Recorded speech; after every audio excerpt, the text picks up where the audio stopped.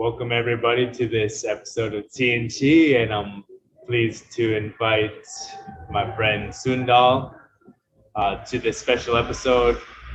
And we're going to be talking about, as a giant Panamanian truck drives by, we're going to be talking about yin-yang union, the union of feminine and masculine and divine feminine and masculine. So Sundal, for anyone who doesn't know you already, can you just share a bit about who you are, what your purpose is on this planet, and what your mission is, and what you do and say in this world?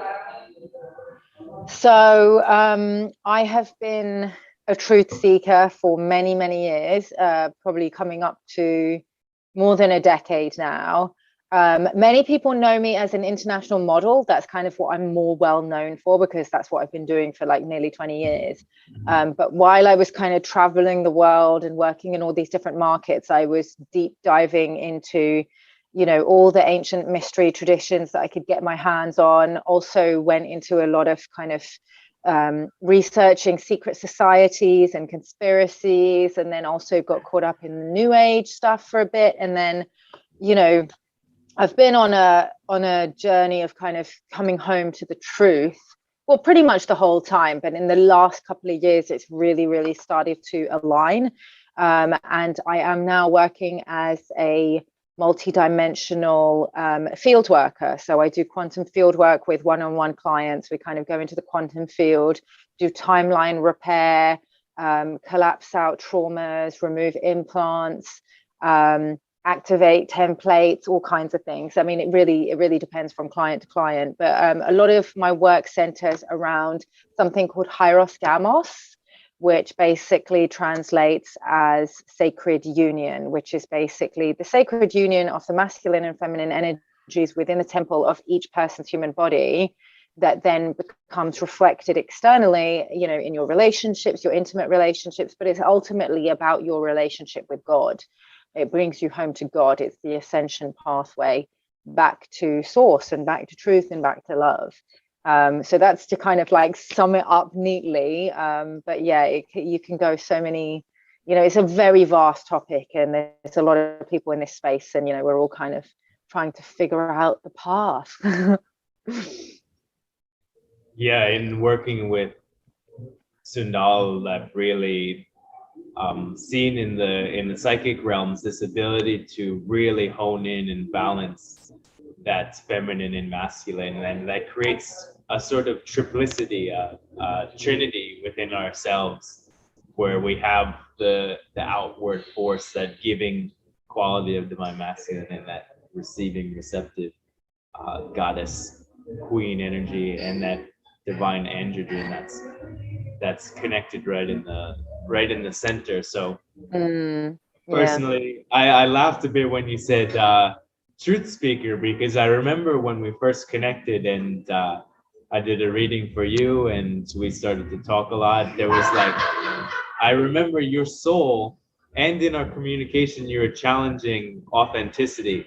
And I remember like weeding out all of this inauthentic garbage. So I have you to thank in getting into like, out of the nice guy BS and into like, how am I actually feeling and how am I communicating that, rather than just trying to basically nice guy manipulate people, is what a lot of people fall into the trap of. But really working with you and connecting with you, it helped me to balance and helped me to get into feminine more and really put up better boundaries. So I think that would be a good question to start off with, is how can men and women first connect with their polarity?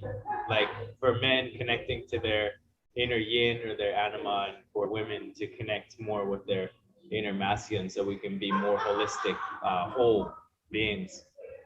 I mean, well, it really depends on where you're at in the journey. I mean, there are a lot of women that have gone too far into the masculine, where they'd covered themselves up with like a masculine shell. This is what, we typically see in society nowadays, because since the modern feminist movement, that women are very typically operating not just out of masculine energy, but out of a very wounded masculine energy as well. And it's because they don't feel safe and they don't trust the masculine. So they've almost, their masculine energy has kind of formed these walls around them to keep their feminine safe. And what you were saying about the whole nice guy thing, we see this a lot, like, you know, you see it a lot in the new age, you know, communities, but also now with like this woke culture of men being very much in their feminine energy. And it's this kind of like, you know, it's this wokeness, it's this overabundance of feminine energy. And, you know, this is, I mean, it's part of the journey, because as we heal, you know, girls growing up in the world typically have a lot of feminine energy and a very expressive feminine energy, but our society kind of teaches us that it's not safe to express ourselves as feminine essence beings, and it hasn't historically been safe. So it's, you know, you can't really blame women for kind of putting on this masculine shell. And it's the same with men now, you know, now that they're being told that their masculinity, or have recently been told that their masculinity is toxic, that they're kind of going more into the feminine. And, you know, it needs to happen. You need to kind of embrace these sides of yourself. But when you realize that you're swinging the pendulum too far in the opposite way, then you have to come back into balance. So, you know, where you're talking about like the whole nice guy thing, it's interesting because I see it as kind of layers. Not like, you know, oh, you're masculine and you're feminine. It's like, if like, let's say, for example, if for me as a woman, I'm operating out of a wounded masculine energy, it's because my feminine energy is also wounded.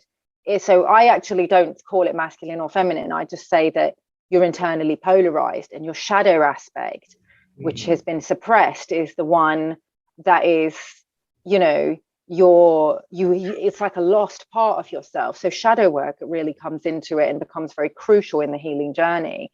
So if you've got the guys who've got like this typical like nice guy thing going on, and they're very operating out of a feminine, you know, an outward feminine expression, their shadow will be a wounded masculine energy.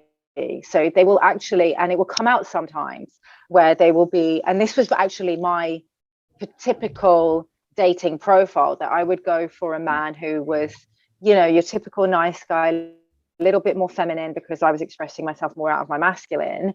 And when their shadow would come out, it would be this very kind of narcissistic, manipulative, like it would be controlling, dominating, but not outwardly expressing themselves that way. So the goal is actually to come back into balance, to do shadow work. So look at the parts of yourself that you've disowned. And, you know, one of the best techniques I found for shadow work is look at what you're triggered by. Like, who do you judge? Who do you look at going, oh, those people, look at those idiots who are like that, or like, you know, those girls who are gold diggers. If you're triggered by girls who are gold diggers, you probably need to do some shadow work as a feminine essence being around your feminine receptivity and your ability to receive provision from the masculine.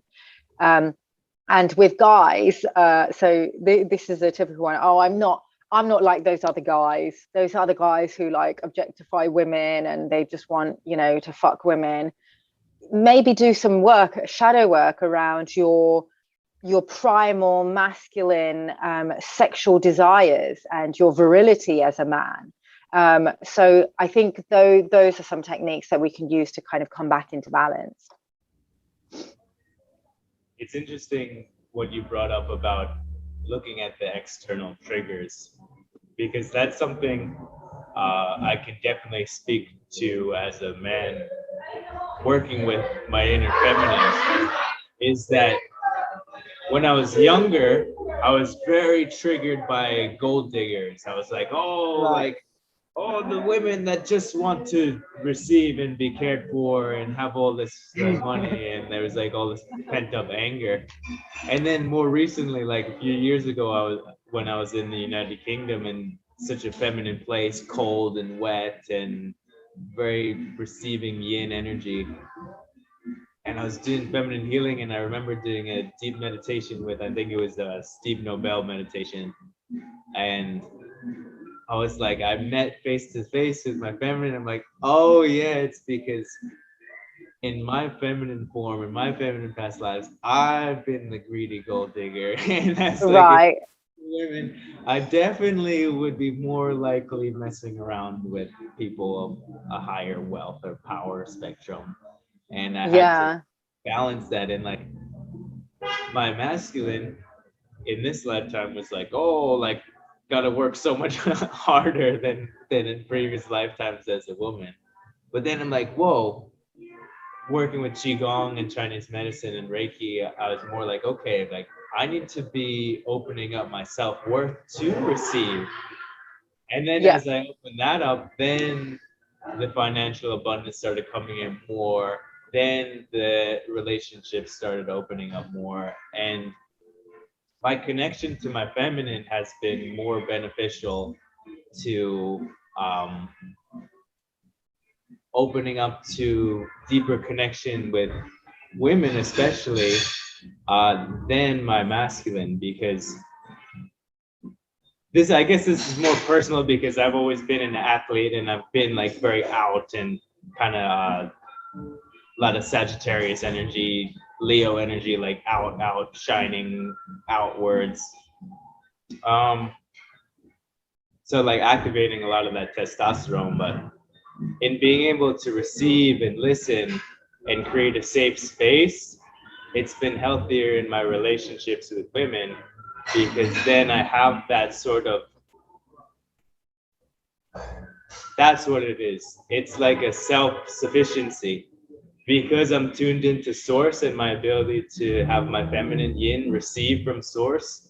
It's not like that needy masculine that needs, oh, like, can you help me? Oh, can you give me a hug? All this stuff. It's like, okay, I can receive and pull in whenever I want to, which is sexy because it's like I don't ever have to pull or push. It's just like, okay, wherever I am, there's these three pillars of masculine, Wow. feminine, androgen. And Yeah. that's something I learned recently about. I've been diving into like deeper Jewish mysteries because I found out about my DNA having Jewish, Egyptian, and Oh, Turkish really? ancestry, Wow.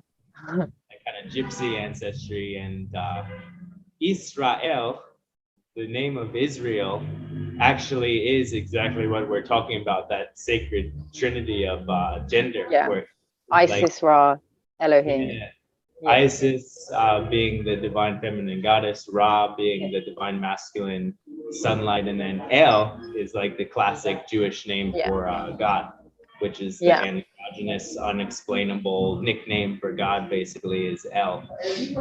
Yeah. Yeah. It's the Hieroskamos. Yeah. But yeah, that's such an interesting point because this is the thing that people don't understand. You have to be balanced in order to give. If you want to be, in your masculine and be a provider and all of that stuff, you have to be able to receive, because how are you going to be able to give anything if you're not able to receive it first? Do you know what I mean? So you have to be balanced. There's just no two ways about it. Yeah, and also the quality of what we're receiving is so important because for anyone who doesn't have a personal spiritual practice, this is where your life will be profoundly better of an experience, just from what I've seen in the world and other people's lives and my own life. The quality of what you're receiving energetically is what manifests physically, because Oh energy yeah. creates matter. Matter doesn't create energy. Matter holds energy. So when I look and learn from all of my mentors and my teachers that are in that masculine provider space, like they have a temple and a healing center to provide, they have a space to welcome you, they have a powerful business to share their personal studies with the world. They always have this, not grounded, sometimes it's really watery, but they have this feminine quality about them that allows themselves as a man to say, okay, let me bring in my vision for the world and then give it out. A lot of Yeah. let's say boys, not so much like true men do this is like just like, oh, give like whatever they got, just okay, I'm gonna just give from whatever random number generator kind of kind of thing they got going on in their consciousness. But being able to call in that which they wish to give to the world energetically, consciously, emotionally. And I'd love to hear your opinion and your wisdom upon that. And that's more of the feminine, like the ability to bring in before we push out, and the power of patience and receptivity.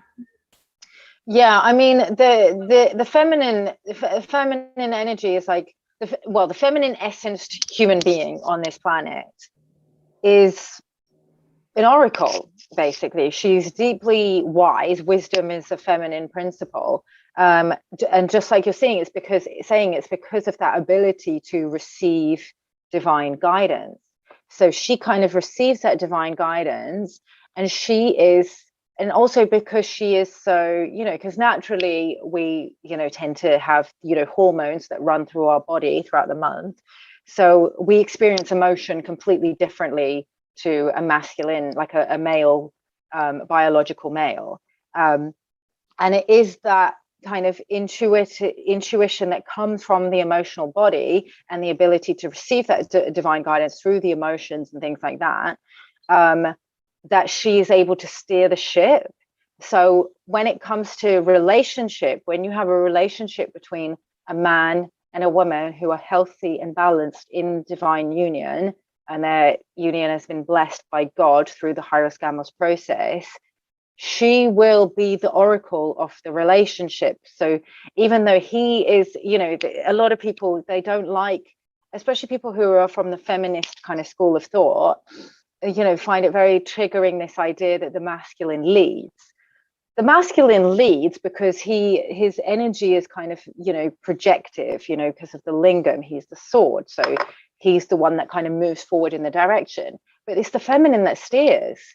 She tells him which direction to go. So he kind of puts the plans into action using her guidance. But obviously, because generally he's the one that's going to be doing the heavy lifting, for me personally, in my relationship, I like when my partner makes kind of the executive decision, because somebody has to. But when when a man is balanced in both his masculine and his feminine energy, i.e. he's heart-centered, he will always make the decision that has your best interests at heart. And this is kind of really crucial, because historically on this planet, with so much gender splitting and destruction of our Hieroskamos templates, i.e. confusion in what are the healthy dynamics to have in a relationship, a lot of women have not trusted the masculine to make those decisions and to lead the relationship forward, because a lot of men have abused their power and suppress their own feminine energy internally, and then suppress the feminine externally. So I hope that answers your question. Kind of went a little bit on a tangent there, but yeah, definitely. The experience that I've seen a lot in the world is that in relationship, a lot of women tend to go feminine excess, or like that masculine shell, like you're talking about, was such a good way of putting it, like that bravado, like, oh, I don't need a man, I don't need to cook, all of this stuff. It's like a cool girl, toxic masculine, which they're trying to avoid, but they are embodying. But one of the things that I'd like to touch on is like submissiveness is something that I found when you're talking about the feminine intuition is so on point. Is like the only reason that I'm able to do this elite level psychic work, the oracle work, is because I've initiated myself through the wisdom of women, and through also the inner woman power to be able to connect in with that oracle of Delphi time, and like really tune into my inner goddess. But that submissiveness gets in the way of that, because it's like so yin that it's like, okay, the masculine has to make a decision. The masculine has to steer the ship, because the woman's just like, oh, steer the ship for me. Oh, I don't want to cook. I don't want to do anything. I'm like, like the lethargy that in Chinese medicine says is the in excess, like too cold, too gimme. And that's why I like to simplify it, because our gender roles are so messed up because of mind control and religious control and stuff. Really simply, from a Chinese medicine Qigong perspective, masculine yang is not just men, it's giving. It's the positive charge of the proton and electron, and the feminine charge is the receiving. So the power, really simply, if you want to be in a sort of more enlightened or divine masculine essence, is giving generously and investing mindfully with your energy, with your money, with all of these things, and giving energy to which you want to see prosper.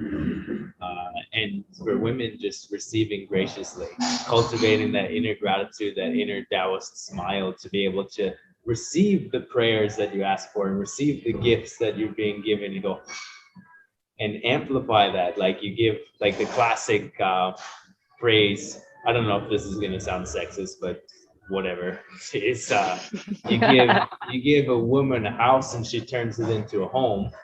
It's like that graciousness power. You give the feminine a gift, and her graciousness creates something even more powerful. Exactly. Or you plant a seed in her womb and she'll give you a human being. So yeah, sorry, go on. Sorry to interrupt. Oh yeah. What else about that? Yeah, I think this is something that you would be able to hit on really well, and something that I'm more working on now and haven't really dove too into it, is the quality of the divine androgen, the being that's so whole, so connected to these polarities, that they're the lines in between the yin yang. I feel like I'm still bouncing back and forth pretty drastically. I am a Pisces, so I do these big circular energy swings where I'm like really feminine, really receptive, really meditative, and then really masculine, and like do, work, shovel, all of these things. What do you feel is the power of the divine center, the divine androgen, and the lines between these perceived dualities? Well, the way I see it is God, God, Heavenly Father, Heavenly Mother is completely genderless. It's, it's that unification that has both masculine qualities and feminine qualities. So when we talk about masculine and feminine energy, we're talking about two energies that kind of somewhere merge in the middle. But when we talk about divine masculine and divine feminine, we're talking about when those energies merge and when they balance. So that androgen that you're talking about is both masculine and feminine in union. So the divine feminine, yes, she's intuitive, but she's also logical. And, she doesn't get completely like wishy-washy in a way with the fairies. She's evidence-based.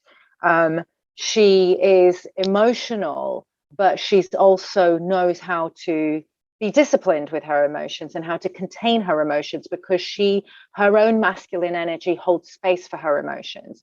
She has boundaries because her own masculine energy knows how to establish those boundaries and things like that. So that's what's going to be crucial for feminine essence beings to be able to have healthy relationships with masculine essence beings who are also balanced and heart-centered, who are also in touch with their own emotions and are somewhat tapped into the feminine experience because they've integrated their own feminine energy. So, when it comes to that whole loop that you were talking about, where the giving, where he gives to her and she receives, a lot of people, they get into this space of where they get into extreme polarity, and they're like, the feminine is the receiver, therefore he needs to give to me, and he needs to provide 100%, and I'm not going to do anything. I'm just going to laze about and be a lady of leisure, and he just takes care of me. And then that's that then gets into like a lot of these like lunar feminine distortions. And I hope that I'm not alienating people when I talk about this, but a lot of the you know, this goddess movement that's all about moon rituals and things like that. And, you know, I feel like I can speak on this because I got caught up in all of that. It's a very common ascension trap where they get into this whole, he needs to worship me because I'm a goddess, and the feminine receives, and they get all into the deep feminine and the emotions and all of that stuff. And they completely forget that the path of the divine feminine is to integrate with the masculine and to become balanced. So it's not just that you're supposed to receive from him and he's supposed to provide for you.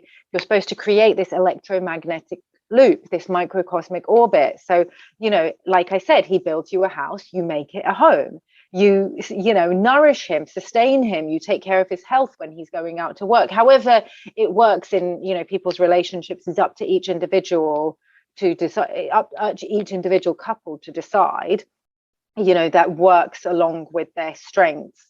That basically each couple is uniquely coded according to the Hieros system. So they basically fit together like a key and a lock.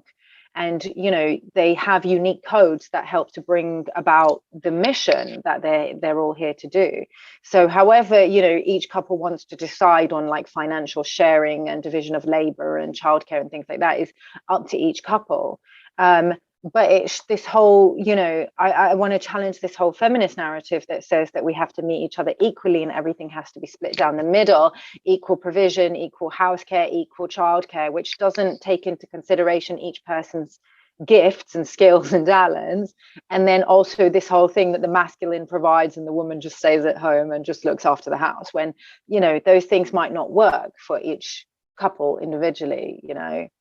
So was that what you asked? I take what you ask and I just talk about whatever I mean, it's wisdom, and that's what we're looking to get out of this and share. So that's okay. where it's at. But yeah, it's good that you said that rather than me about the goddess sort of movement, which is, there's, you know, duality to it, where it's like, yes, you are a goddess, you are a queen, let yourself be worshipped, heighten up your value, but not like to the point where it's like, okay, like we were saying before, that submissiveness, like, oh, like the greed is the toxic feminine quality. It's not a toxic masculine quality, because it's a receptive. Me, give me. So when you have that, you get into, I don't even remember her name, but someone who is exactly along the lines of what you were talking about, like toxic feminist, on Instagram, and she has a big following.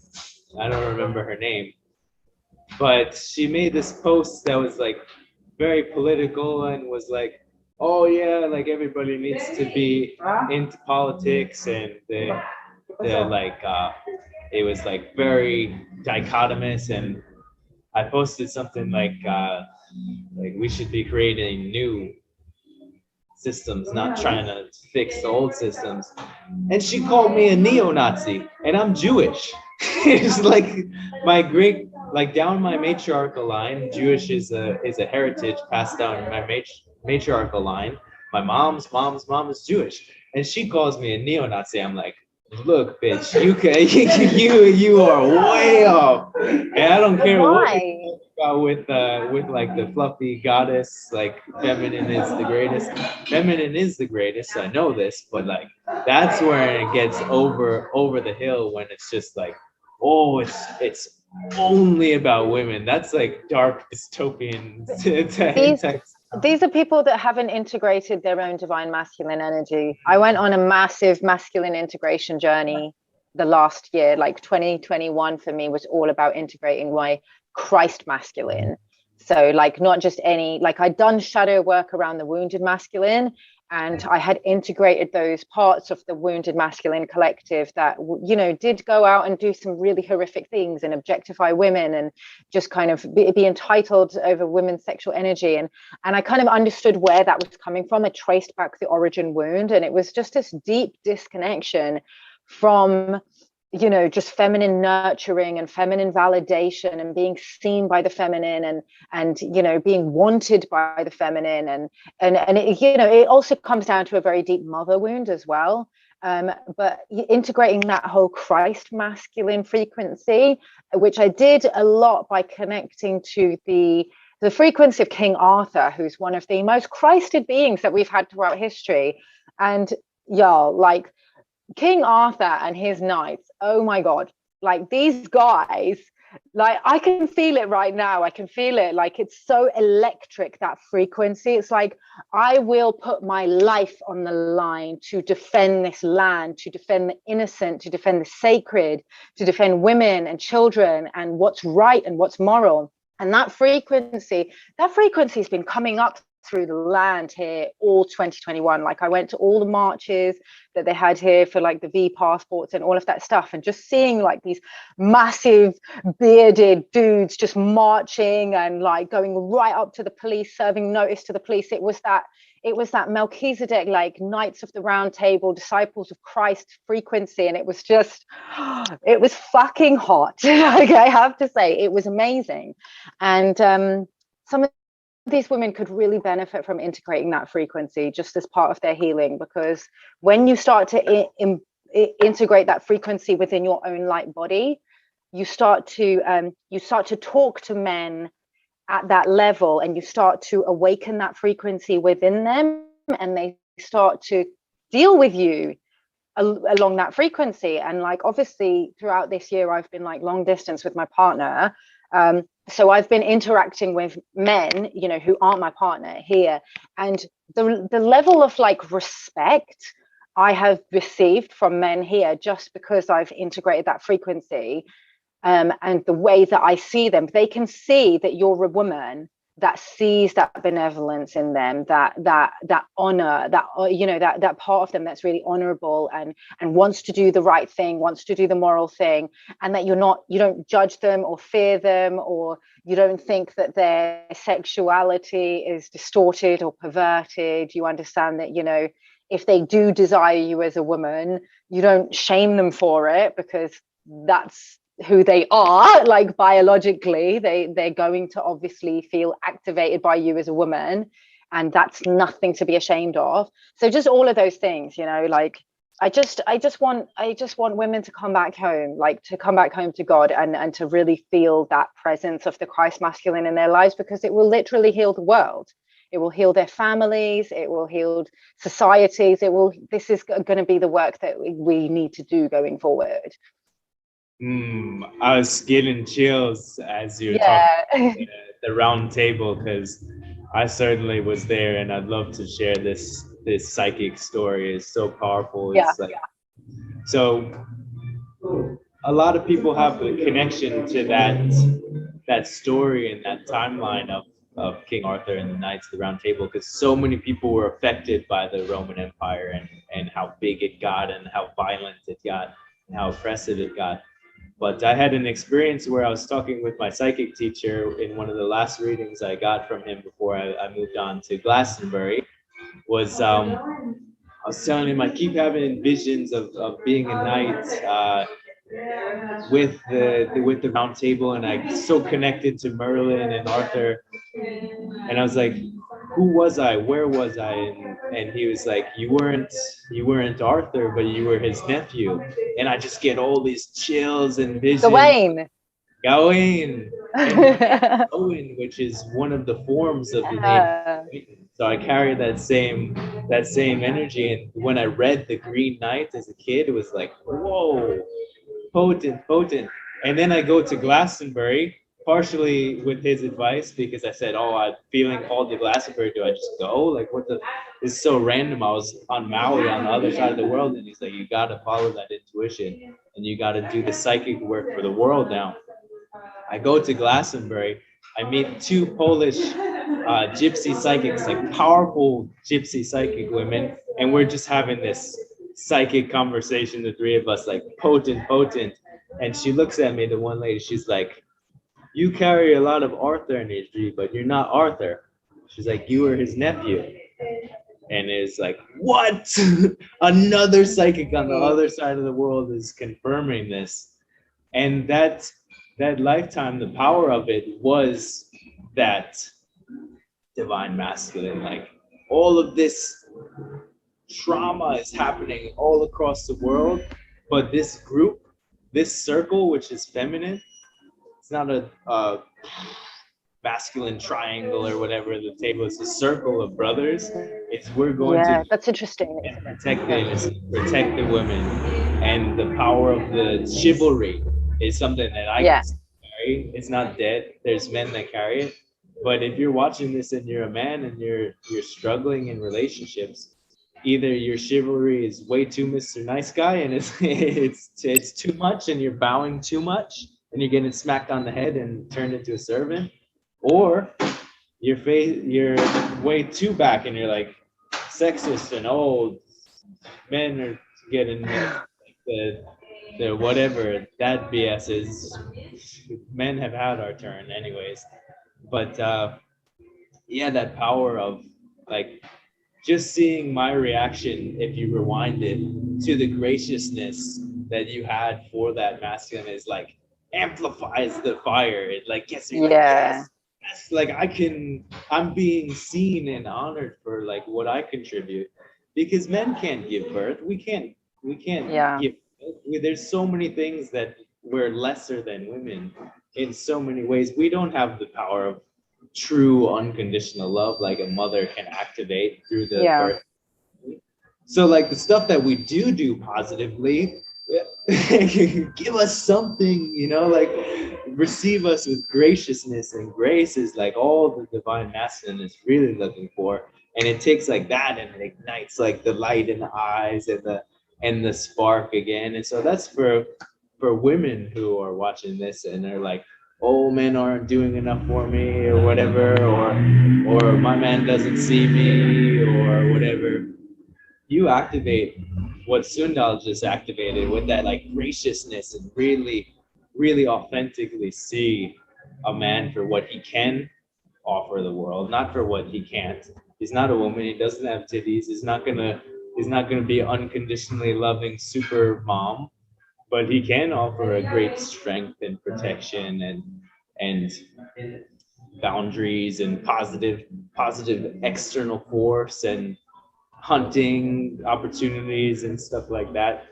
And that's one thing I'll say before I pass it back over to you, the torch, is that we're so obsessed with this relationship dynamic that doesn't work. This monogamous, like loyal to you, stay stubbornly materialistic, and we have to have one home. We have to be stuck in one spot.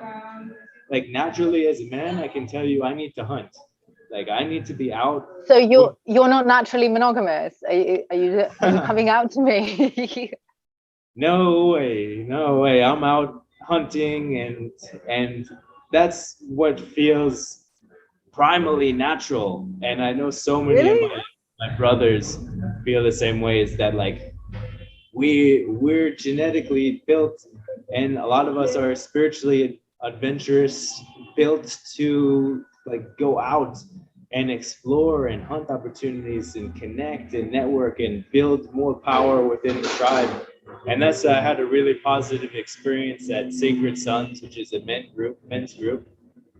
And just being around that kind of round table energy of everybody's here to improve, everybody's here to connect in a space of like love, but also a space of like challenging each other to grow, is something that you don't get when you get stuck. You know, you don't get it when you're stuck in one spot at home. You're like the eagle. Like I see myself as the eagle, like I'm going and collecting all the branches to build a nest. You can't just go from this little tiny circle or tiny box that we create in mind to really expand, to really like sort of part of the alpha male is to like dominate space. And like I seek to dominate space with love, because there's so many people that are using the masculine energy toxically to dominate the space with financial institution and restrictions and all the Saturnian sort of reptilian like control. So like, okay, I need to match that and be higher that in that strength with love. And that's like the round table energy. Okay, the Roman Empire is going to be oppressing everybody and religion and money institution. So we're going to go around and cut through the BS and go through with truth and with love and with chivalry. So I'm on a rant right now, but I feel good about that. Is honoring the masculine. I've spent many lifetimes, past lifetimes as a woman, even more so than a man, but to be able to respect the masculine is only going to increase our ability to work together rather than continue to dichotomize like the dark side wants us to. Okay, so I want to ask you this question. There's one thing that you said that I'm really stuck on. So you don't feel like you're naturally supposed to, you don't feel, what's the word, like you resonate with monogamy as a template. Since when? No. Nope. When did that happen? I mean, just I've never like announced that to anyone really. Okay, you've announced it now. In personal intimate relationships, I have been honest with that. But yeah, it's interesting because earlier in my life, I was raised with an absolutely crazy, abusive Catholic Christian mom, and then a cool, chilled out, but like toxic, masculine, atheist dad. So it's like this big spectrum of, I don't really resonate with either of them. But that was a challenge to be like, oh, well, like, I'm supposed to be like streamlining my energy into one person. But it's interesting because when I've been more and more honest and authentic with that, then the desire or the lust is less. Yeah. When I'm saying, hey, like, I'm not going out and being a hoe. Like, I'm not going out and just hoeing myself out everywhere. Like, it's like very, very fine line and very like high standards at a soul level for a sacred energy exchange.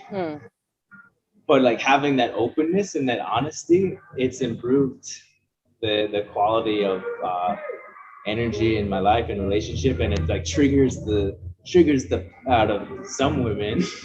But then after the trigger, they're like, oh, like there's like a lightness to me that's not so like obsessed with like, I own you and you're giving all your energy to me, boy, you know. Like, you're giving all of this to me. Like, like I'm open to the other lovers and soulmates that are out there, but I'm not like actively looking, you know. I'm not like searching, going like, oh, like I'm in this one relationship and I'm gonna hoe around and go party or whatever. I rest on the weekends and do my qigong and my internal practice. Yeah, I mean, it's a lot of work maintaining multiple relationships. Even just one relationship can be a lot of work. But that's interesting. I never actually knew that about you all this time that we've been connected. I never knew that you were that way inclined. It's interesting because I do think that a lot of women have this belief that the masculine in general is naturally, you know, not monogamous. And I definitely had that belief for a long time.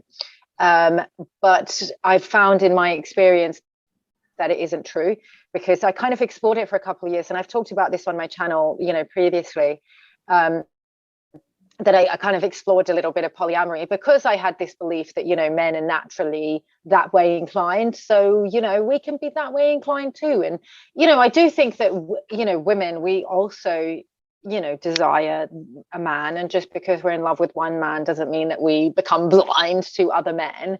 But I have found that in my experience that there's a lot of men who are absolutely not that way inclined and very much want to be monogamous, which I learned. And as soon as I learned that, then I kind of got really honest with myself about what I really wanted, and I realized that I actually do really want monogamy. And I've spoken to, you know, my partner about this several times, where I've been like, you know, how do you feel about monogamy, and would you ever want to open this up? Because obviously we've spent a lot of time being long distance. We've been together for like 3 years, and most of that time has been long distance. So many times it's come up where I've been like, you know, would it make more sense for us to just open this up? And but he doesn't want that, I don't want that. So, you know, I think it's fine that, you know, you're into that, but I just want people who are watching this to not feel like all men or the masculine naturally is that way, because I think that I've seen a lot of women in the poly community that kind of go along with things that they're not really, they aren't really to their true heart's desire, because they think that they have to, or because that's how men are. And I want women to know that they can have a monogamous union if they truly want that.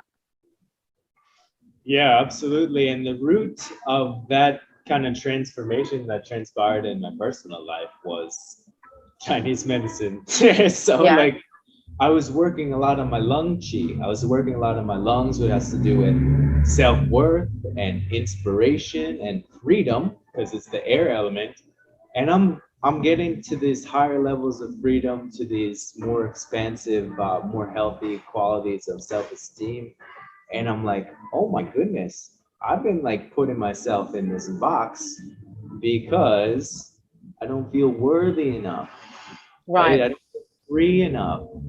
And then that kind of spills over into men or women who allow themselves to be pushed in one way or the other. Like, for like example, what you're saying, someone who wants to be just mono, just monogamous, just with one person, for them not to be pushed in an inauthentic direction, but being pulled from the heart frequency, the heart magnetism, into what's authentic.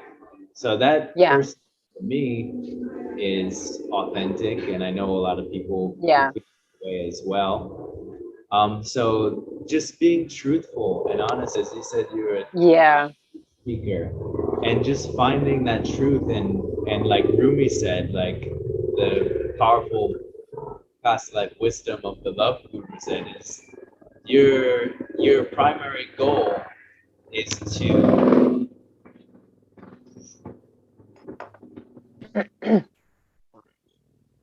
all the obstacles around love, not to like try so hard to love or to increase the quality of love, but to remove all the obstacles around love. So when you have this opportunity, say you are in a very monogamous relationship or a very monogamous culture, and then God us and puts in your path a beautiful soulmate that you're ready to like hug and love and kiss and touch, to not hold that back. And that's an experience that I had with a really beautiful friend of mine, was personally being in a monogamous relationship, and then having one of the best nights of my life and doing Reiki share with a dear, close soulmate friend. And her and I have this deep, powerful love connection. I tune in with my intuition, like removing those obstacles. I'm like, do I go any further with this? And it's like, I got very clear message for me personally was, don't ever get in the way of love. Don't ever put yourself in a blocking or a shadow, like blocking out the light of love. And then like we didn't have sex or anything, but we were kissing and cuddling, and it was so like bringing us both tears of joy. And it's like, if I had blocked that, that would have been one of the best nights of my life that I had blocked. Not because it was me or her or any ego thing. It was just the forces of love coming through and bestowing a gift, as it always does. So anytime we get in the way of that love, of that divine oneness, then it's the shadow. It's literally the definition I found of shadow is, what does the shadow do? It's where you block out the light. Yeah. It's where you block out the truth. So if your truth is, okay, I'm gonna stick right with this streamline and connect in this divine union, just these two people, that's not shadow, because you're not blocking the truth, you're not blocking the light. But if you are here and you're coming in and out, and one of you or both of you is like, okay, coming over here or over here, then if you're trying to stay over here, it's blocking that light. And it's the So what, same with it's go the on, same so go on. with religion, right? Everything is sexual energy. Everything is this hieros gamos of positive and negative charges, and neutrons, neutral charges too. Yin yang yang, they call it, the extra force. Is same with religion and spirituality. Say like your monogamy is, you were raised Catholic, or you were raised Islamic, or you were raised Buddhist or Hindu, and like you're like this with this, and then Taoism comes along, and you're like, whoa, Taoism is beautiful.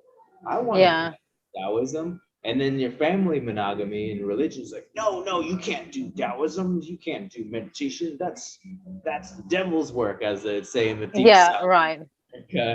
Is like to follow everything, even with career, with finances, is also part of that hieros gamos, that energy. Say you're stuck in a monogamous relationship with a job that you may like or you may hate, and then new beautiful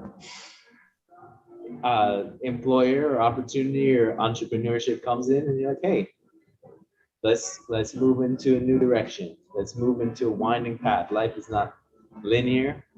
But when so then you go from one partner to another, or do you go back again? What do you mean by that? With what context? Well, like when you're talking about the job, right? Like if you've got a monogamous relationship with the job, and then another job comes along, usually you're leaving one job for the other, right? So do you do that in the relationship, or do you leave one person for the other? Oh, well, I can't ever tell anyone what to do. I'm just more describing the dynamics, right? So that's a really good point, because it brings up responsibility. If this relationship, including career, including religion, if I go, okay, I'm done with this, then it's going to be much harder to bring that back together, especially with relationships. But if you're saying, oh, well, I'm going to try this out, it's still harder to reestablish that connection, because it's magnetism, because you're going out of this polarity that's holding you together, and you're going to a new one, and the new one might be a stronger connection. It may or may not be, but for everyone to understand that we are these magnetic poles, and we are these pillars of both light and physicality that are being pulled in these different directions. So using your own mind, using your own intuition, and if you don't have clarity and intuition to the level that can guide you on that relationship, then seek guidance from somebody like myself or Sundal, who has the sort of clarity that you're looking for if you don't have that in your life. But if not, that intuition, that heart space will bring you exactly where you need to know. And it doesn't always have to be like it doesn't have to always be these big connections we're talking about, like spirituality, career, relationship is like big magnetism that you could get connected to and be like a puzzle piece and be there and say, this is snug, this is the perfect magnetic field, I'm going to stay in this. And I'm definitely open to that with a lot of dynamics. On the same time, on the same moment, those little poles, those little magnetic poles are like where the real mastery starts to come in, because you could say, okay, maybe I'm like pulled to read this book a little bit at this moment in time. Or maybe I'm pulled to this place in the world a little bit, or this belief system a little bit, and following those little pulls, those whispers, and not just being obsessed with the big magnetic poles, or the soulmate, or the twin flame, or the dream. But you know, when you're studying, if you're studying from a certain lineage, like I understand what you're saying, but like studying from a certain wisdom tradition doesn't have have feelings, like your partner has feelings.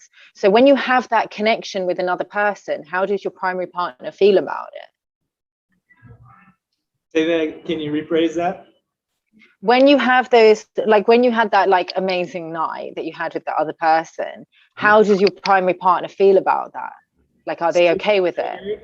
Super Huh? triggered, and then super liberated. Interesting. And Okay. there were Liberated in what hidden sense? things. There was hidden things, and I won't go into it because now this is a little bit personal. But Huh. certain hidden things within her were revealed, and it's like, oh, that's why you're so triggered by it. Okay, because there What, was, like about her own desires for other people? oh yeah, and Right. not just towards one side of the yin or yang or the other. Uh, Right. Okay. if you get that, so Yeah. Yeah. Yeah. No, I yeah, understand. to be in that space of magnetism is something that I would love to hear your perspective on, because we haven't really talked about that too much, is like the power of that heart magnet. So what would you say is the relationship of your personal yin yang and center line, the feminine masculine and center line, with our heart space, and how our heart space reacts to the world, not just the mind or the body or the senses? So basically, our thymus gland, which is right here, our higher heart, that is our Chrysophia template. So when that gets split, that creates all kinds of like inversions and gender splitting and gender confusion and faulty beliefs around the masculine, faulty beliefs around the feminine. It can cause our sexual energy to run in completely different directions. So our sexual energy, basically, there's a severing that happens between the heart and the womb, which means that sex can become disconnected from the heart. So basically, when our heart womb architecture is all repaired and our Chrysophia template is restored, then Hyros Gamos actually takes place within the sexual act, which is why, you know, I was asking you the questions about, you know, because obviously I know that you've had a primary partner for a long time. When you've got that kind of sexual bond with somebody, it alchemizes your masculine and feminine energies, and it actually starts to balance them out through triggers and, you know, all kinds of things where you have to do the work to heal. So, you know, I feel like when you've got other sexual energies that are coming into that space, it can throw your energies off, because then you're having multiple mirrors. I haven't actually done it in a hierogamic union. Like when I've explored kind of multiple relationships, it was not with like somebody who I was with consistently for a long time. I'd say the longest I was with somebody was like maybe 4 months, where there was other energies kind of coming into the space, and it was probably one of the most soul-wrenching experiences of my life, and I would never do it again. It was just, you know, I look sometimes at, you know, people who are in polyamorous unions, and I can see that there's a lot of there's obviously a lot of alchemy that takes place very quickly in a very short space of time, because all of their wounds are coming up to the surface, but it doesn't look like a comfortable process at all. And for me, a lot of my work has been, especially in recent years, has been about really, really connecting to my body and the wisdom of my body and the wisdom of my heart and the wisdom of my womb, and what feels good and what doesn't, and expressing that really truthfully through the throat portal, which when all of your kind of light body architecture is connected and your sexual energy is flowing upwards, truth comes out of your throat portal. So, you know, if my partner was involved and engaged in, you know, sharing sexual energy with someone else, that would feel like absolute dog shit to me. And I would have to tell him clearly, that feels like absolute dog shit to me, and I'm not sticking around while I feel like this. So, and I know that he would feel the same as well. Like, you know, I think that neither of us are in the place where we would be comfortable doing that. But I think it's also, you know, I've already explored that, and the relationship is still relatively new for us. So, you know, I can understand sometimes with people who've been together from like a young age, for example, and they haven't really explored other connections. And sometimes the alchemy can get a little bit static, and you're not really growing as much anymore because you're not going outside of the relationship and, you know, getting new energy. It doesn't even have to be sexual energy. It can just be new experiences that you're then bringing into the relationship for the process of alchemical transmutation. So I can understand why people then go into the spaces where they, you know, want to explore different mirrors, because those people are reflecting back something to them. That's what desire, what attraction always is that person's got something that they have, they've got codes that you need to integrate within yourself. So there's no wrong or right, obviously. It's just where you're at in your journey. For me, it would just be, I would just not explore that path, because I've already done it, and it was horrible for me. So I'm just not down with that anymore. But I'm always really intrigued when I hear people who are kind of exploring it, and you know, I guess maybe I live like vicariously through them, and I kind of like, it's almost like I want to hear about it, and I'm like, oh, like how I don't know. It's just, I can also feel into the energy, and I can feel how the jealousy, because I went through this process as well, that jealousy can be extremely aphrodisiac. It can have an extremely aphrodisiac quality, however you articulate that. I know that's not necessarily grammatically correct, but there's something about, you know, having this sexual energy, you know, directed towards your partner that makes you desire them so much more. And it really stokes the fires of passion when you know you can lose your partner, or your partner could be with anybody else, but they're choosing to be with you right now. It's really fucking hot. So I understand why people kind of explore all of that compersion and things like that. One of the points that I'd love to elaborate on personally is living through the heart vicariously. And for anyone who doesn't have the mental dictionary of vicariously, is kind of like without physically doing it or like experiencing it, living kind of through the experience of imagination or looking or inquiring about somebody else, is one of the most powerful ways in which we can use the heart in balancing our desires and our love, and differentiating between love and lust, is to feel in our heart the powerful intuition space, most powerful intuition space in the body, to say, oh, how would that feel for me? Or how would that feel if? How would my heart feel if? And then live your life through that. So you don't have to F up.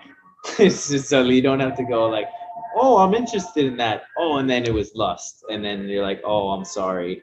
Oh, that was stupid, and regret it. You go into the heart and say, okay, yes, no, yes, okay. And then you go through it, and yes, the heart confirms the powerful intuition that it has. No, you don't have to experience the lesson of no. If your heart says no, why, heart? No, because this, that, another thing. Okay, I learned the lesson. Then you don't have to fall off the cliff. Give me an example, because I feel like it's a little bit vague. Okay, so like for example, travel. Okay, so somebody like one of my best friends has like barely traveled at all, and I've had the opportunity to be like, yo, come to Hawaii, yo, come on this road trip, and he's like, no, I can't do it, can do it. But to take your heart space and go, okay, I feel really called to go to maybe California. I don't know why, but my heart feels like I love California. I really want to go there. There's something special about this place. And then feeling in your heart, okay, what steps do I need to take to get there, and what's it going to feel like? And then maybe you'll get like, whoa, no, it's a total delusion. It's a total fantasy. You've been watching too much romantic comedy and trash TV, and you're getting pulled into that matrix. Or it's like, no, yes, you're getting a powerful intuition. You're going to connect with Soul Tribe. You're going to connect with great opportunities. Yeah. So personally, to personalize it is like, yeah, I've done a lot of that, where I've been living in somewhere really safe, stable, and comfortable, beautiful. And then my heart's like, whoa, but Maui's calling to you. Whoa, but Portland's calling to you. Whoa, Panama and Costa Rica is calling to you. And then I go, is that true? Is that gonna be good? Yes. Then I go, and then life showers you with the gifts, and it connects you, and then that magnetism takes you from heart to heart, and not just the heart of persons and people, but maybe you're connecting to the heart of a mountain, or to the heart of ancient shamanic portal in the middle of the jungle, or the middle of a waterfall, some sort of powerful presence. And you're doing grid work basically. China, but we'll see when I get pulled back to China. But yeah, I can see your connection to China, obviously, with all the different what you study. But yeah, when was the last time you went there? What did you say? When was the last time you went to China? I haven't been to China yet in this lifetime. I've been to Tokyo twice. Have you not? Oh, okay. Tokyo must be amazing. I'd love to go to Japan. It's so fun. It's the weirdest. Tokyo is the weirdest, but also one of the most fun cities I've ever been in. It's like really interesting because it's so hyper modernized, whereas they have these really advanced technologies, and you can go to a restaurant and there's like robots serving you sushi. Really? But then you go to their central park is the Imperial Shogunate Gardens, which is the samurai castle fortress in the middle of the city. And it's like this stunning, beautiful gardens with cherry blossom trees, and it's like pink in the springtime. I had the great gift of being able to go there and visit family friends during the cherry blossom season twice. And it's like flowing pink beauty, and just, it's like really interesting balance, because the samurai is so effing masculine and violent and dominating, this big structure, right, castle right in the center of the city, and then just like beautiful Zen Buddhist temples inside, and beautiful cherry blossom sprinkles, and pink all around, and orchids, and oh my goodness, and fountains and bonsai trees. And yeah, that's the closest I've been to China so far.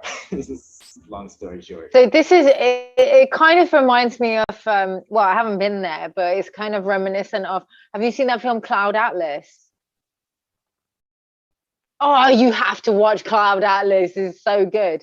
It's really esoteric. It's got this bunch of different characters, and then they show different timelines or lifetimes and whatever. And all the actors are different characters in each timeline. So it's basically about like reincarnation. And there's this one timeline which looks like very like people are very like living close to the nature. They've got locks in their hair and like all these like robes, and it's got Tom Hanks though, so I know some people don't highly rate him because of all the pizza stuff about him, the allegations against him, but it is a good film and I recommend people watch it. Tom Hanks or no Tom Hanks. And there's this one timeline which that particular timeline looks like it's kind of prehistoric or like very ancient, and so you think that that's the oldest timeline, and then spoiler alert guys, if you don't want to hear this bit then skip ahead, but at the end they basically reveal that timeline is like the most futuristic timeline, and they show that they have like all this really advanced technology, but they're living like hyper close to nature. It was kind of like how I thought when I first arrived in Ubud in Bali. I felt really like that kind of reminded me a little bit of that timeline, because it was like all these people living in the jungle, doing yoga, eating raw food, living in these, beautiful tropical houses, very close to nature. But everybody was like a digital nomad and, had their laptops always with them in the cafe, and, everybody was like a techie. And I was just like, I just imagined that New Earth was going to be like this. Like, that's how I visualize New Earth to be, like very close to nature, returning to the natural ways and the old ways of doing things, but with the help of technology, facilitating, and bringing out the best you know, not to technology that kind of exploits, you know, the worst aspects of our behavior, but the best aspects, and kind of works for us rather than, you know, plugs us all in with QR codes and tracks every move that we make and all of that stuff. But yeah, that's a whole other tangent that we went on. Yeah, the timeline dynamic is a powerful one, especially relating it back to the sort of living vicariously through the heart. Is you can test the waters and the depth before you dive in head first, you know. So that's that balance of yin and yang we were talking about. Like the feminine heart, the intuitive heart knows you have to go to California, you have to go to Colorado, you have to go to some India. A lot of people get drawn to. You have to go there. But that masculine, rational, calculating, technological side can go, okay, where are we going to stay? How much money do we need?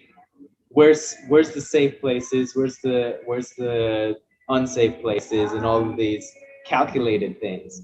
And we could do that also with our past life experiences. If you've ever trained with me personally in being able to access past lives on your own and getting clear clarity on that, is you can live vicariously through your past life experiences, your past karma where you messed up or you achieved greatness, to be able to live vicariously through those karmic emotions and decide, okay, which karma am I choosing in this lifetime?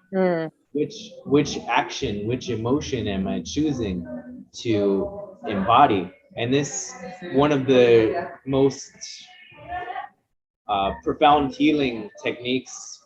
Carl Jung was kind of the forefather, but there's many ancients who talked about archetypes, is connecting with your different archetypes and choosing who you want to be is also one of his concepts. Is we are what we choose to become. Yeah. For me, the intuitive heart, the feminine heart, activated my masculine gift that I'm giving to the world.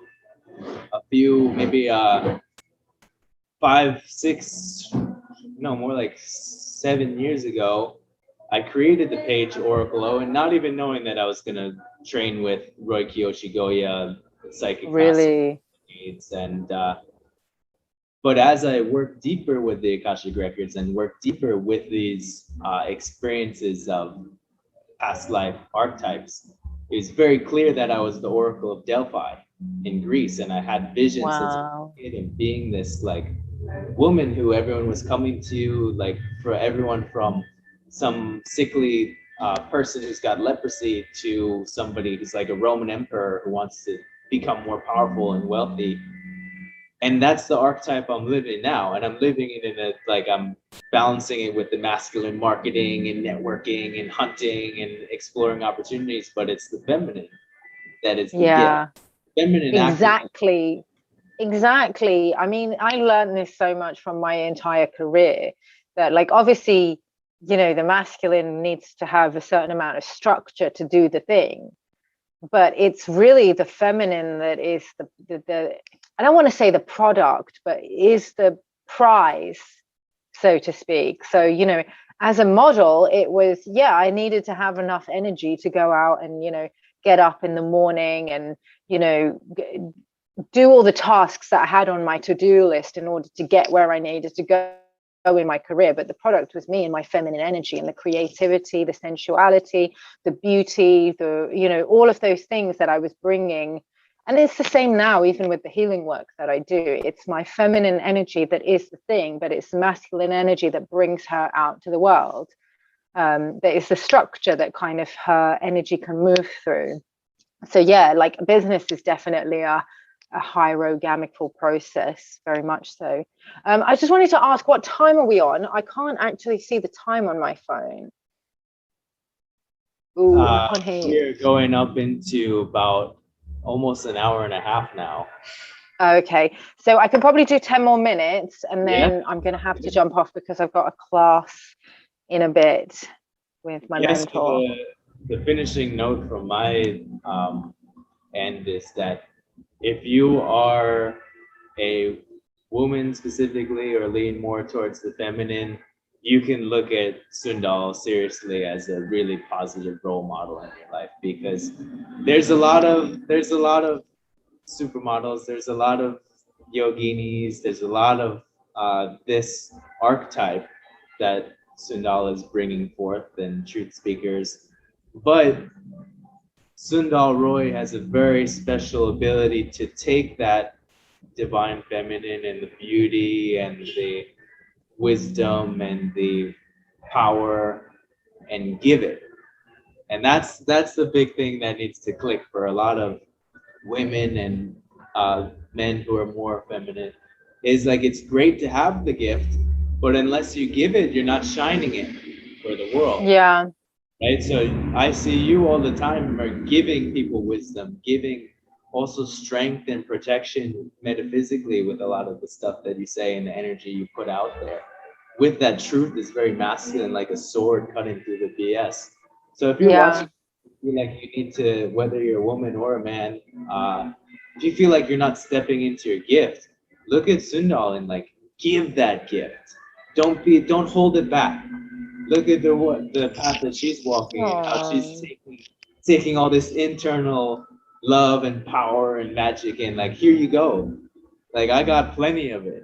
I don't have to hold it back. I don't have to take a picture of me in a bathing suit and then there's nothing to it. It's just like, oh, me.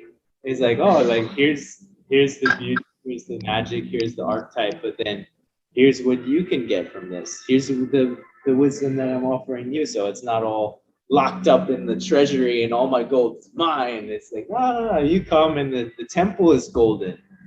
The garden is inlaid with mandarin trees and lemons and limes, and there's plenty enough for you too. So it's like that balance that can, a lot of women especially, who are like, why isn't my business taking off, or is my message getting out there? You got to activate and respect and honor that masculine, that gift, that gift, not just the powerful divine mama. You got to enter that, like, okay, here's all these gifts. Now here, take it. I got plenty. Abundance. That's real abundance, not the fake, like, ooh, manifest abundance for me. Like, no. The world, humanity needs it. Expand it out. Expand the consciousness of self to others. So you're in a 5-dimensional living, not just 3D box, just me. I'm going to use the secret to be a billionaire. Oh, thank you so much. That's so sweet. Like, I always get such a beautiful reflection from you. And thank you so much for having me on your show. I love what you're doing. And if people haven't watched the reading that I did, the reading that you did for me, I did a video. I don't know, did you see that video? Yeah, I loved it. Yeah, I put it on my website a few days ago just to like feature it. Yeah, so people should watch that because it was such a powerful reading. Like, I can't believe all the stuff that came through. I still think about that often. So yeah, like, I do recommend that people watch that. Maybe we can post it in the link in the description box if people want to watch that, because it was such an amazing reading. And I highly recommend Owen as an Akashic reader to anyone. Yeah, so what's next on your travels, just before we jump off? Colorado. Okay, yeah, I'll link you up with Greg. You guys should hang out because he's definitely. And for everyone who hasn't already followed Sundal, you can follow her at Ishtar the moon, Ishtar the great divine mother goddess, and then the moon, the receptive feminine earth element. And then we need to have some chats about the moon though, but not today. A story for another time. Oh yeah. I got some downloads as well. So yeah, your YouTube is phenomenal, and like anyone who's confused about what's going on in the world and wants to know a bit of like what's really going down, watch Sundal stuff, because I don't talk about that stuff outwardly because I want my stuff to like not get shadow banned and stuff. Oh really? Yeah, I'm very shadow banned, but I feel like I'm okay with it though, because it's just like, people will find you. And I've noticed the people that are dropping the real truth bombs, they're shadow banned, but their engagement is still through the roof, because there's so few people that are really, really speaking the truth that people will hunt it out. They will share it. Like, you know, it's all getting shared on Telegram. People will find you if you are speaking truth. So I don't really worry about being shadow banned. Like, I'll have maybe one platform where I don't speak as freely as on other platforms. But, you know, like, you gotta, I don't know, I just can't keep my mouth shut. Like, I just got to say certain things. Yeah, you can't hide the sun. Yeah, the truth is the sun. Elvis has a cool quote. I love Elvis. Elvis has a quote about, like, you can't hide the truth. It's like the sun. That's like, you can't hide Sundal's light. She's gonna keep shining it. And like, I see loads of people seeing your stuff and listening. So it's like, they're not stopping you. Same with like Robert F. Kennedy got his whole shift banned on Instagram. He's not allowed on Instagram or Facebook ever again. But he's still like putting on conferences, and he's still on Instagram through other people's pages. Like, a lot of people, it's almost like getting shadow banned is like the new status symbol, or getting deplatformed. Getting deplatformed is the new badge of honor in the kind of battle for truth. But yeah, on that note, I'm gonna have to jump off so I don't miss my class. But yeah, it was lovely to see you, and enjoy your travels. Oh, big love to you, everyone. Thank you for watching. Comment and subscribe. I keep forgetting to say that, but big like, love. comment, subscribe.